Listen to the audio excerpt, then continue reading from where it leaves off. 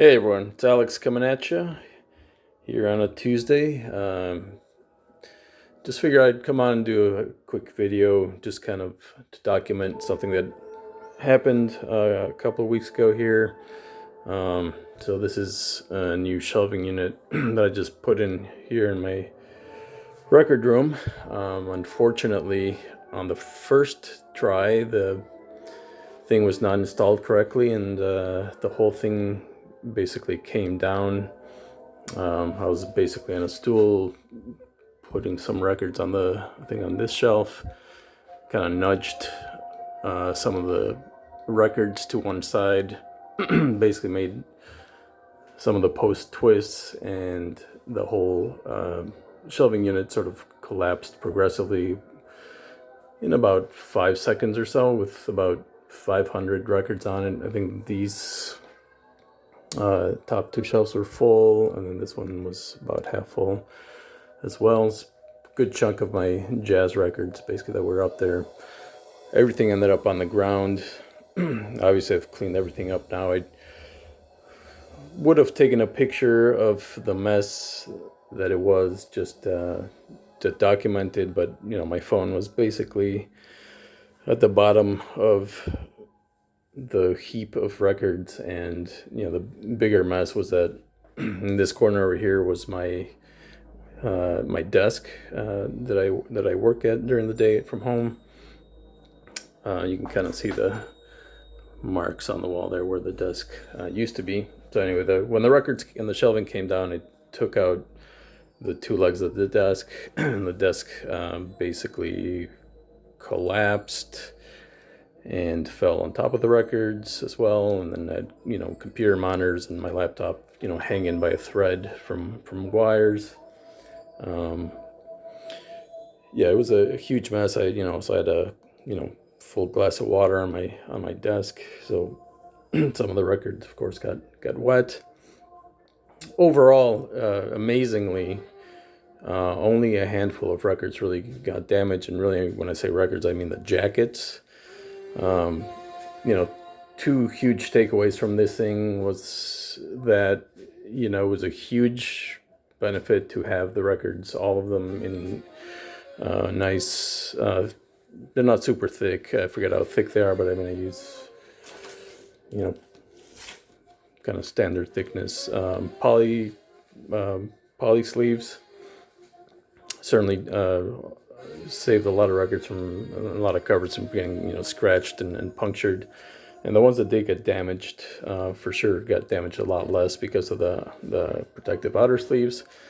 And then secondly, having the records actually in the jackets themselves as opposed to on the outside of the jacket, in even kind of like this, right? So I really only do this now when I'm actually listening to records. When I actually file them, I put them in the jacket. I think had all my records been like this on the shelves, I think a lot of the records would have actually slipped out of the jacket, possibly gotten damaged. And also interestingly, the because there's such little friction between the outer sleeves, the records actually dispersed quite a bit when they came down. And again, I don't know how tall these ceilings are, probably about 8 feet. But yeah, the top shelf, all of those records came down, from that height all the way down. So they actually dispersed quite a bit because of that sort of very low friction between the jackets, which I think prevented, records from record stacks from records from stacking on top of each other, and then, things falling on them and things like that. So everybody does their own thing, but definitely, for me, I'm gonna continue to, keep everything in outer sleeves and keep the records in the jackets. I think that's, after going through this, absolutely the best way to go, as far as protecting the actual record, right? Which is what matters in the end. But yeah, anyway, reinstalled the shelf here. The reason it came out is because these are supposed to be anchored into a stud, and the person that helped me put these in did not have a stud finder, and it was not correctly anchored into the wall. Everything has been resolved now, and they look to be quite sturdy, as you can see. So as part of this, what I also decided to do is to reorganize the entire collection, and I'm basically going to go alphabetical order, A to Z. No genres, no labels. I had a lot of breakouts previously, which is nice in some ways, but I think this will be a lot easier to navigate. I think I'm basically right around 2,000 records now, which doesn't seem like a lot, but yeah, I think if I did my math right, I mean, this entire shelf will be completely full. And that should be the entire collection on this thing. It should fit almost everything. I don't know if it's gonna fit. Only a handful of box sets. Those I might have to put somewhere else. But so yeah, these are kind of my stacks here from A, B. These two are C, D, and so on around the room. And then I have to use some of these racks for now to temporarily put some of the sections in here alphabetized. I still haven't actually alphabetized each of the individual letter sections. I've only organized them by letters, and then I'm gonna have to at some point organize each section. There's some more B's over here, some of the K's over here, and so on.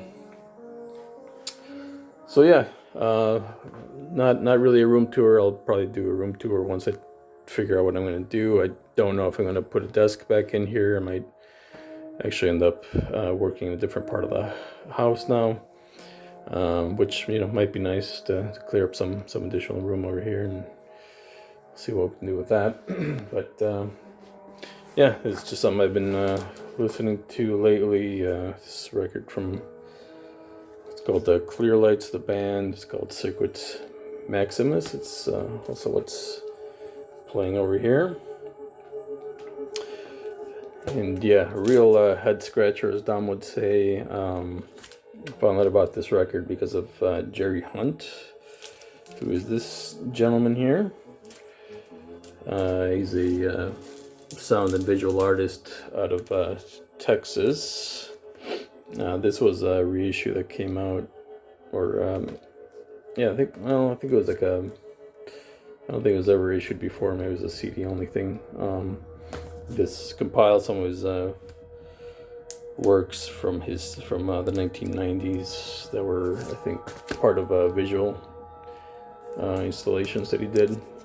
But yeah, really interesting character, and yeah, really bent record from 1984. I mean, it at times sounds like, I don't know, like John Hassel if he took a lot of drugs, basically. And then listening to that one as well. This is on the Hungarian state label, Hungaritron, Nicholas Schofer, Maja Bartok, really cool electronic music, obviously with some dedication to Bartok. So yeah, that's about it. Oh, and here's the those with the old shelving units. I have them out here in a patio I have out here. So I had 3 of these IKEA units, stacked on each other, which was not ideal and certainly a bit dangerous, possibly. And then I had another one of these next to each other, one of the tall ones here. Might keep a couple of these. We'll see. I mean, I'd like to get rid of most of these, but certainly have been very durable, and definitely will never say anything bad about those IKEA Expedit Calyx units. I think they're for the money, they're quite remarkable, but certainly look forward to filling up these new shelves.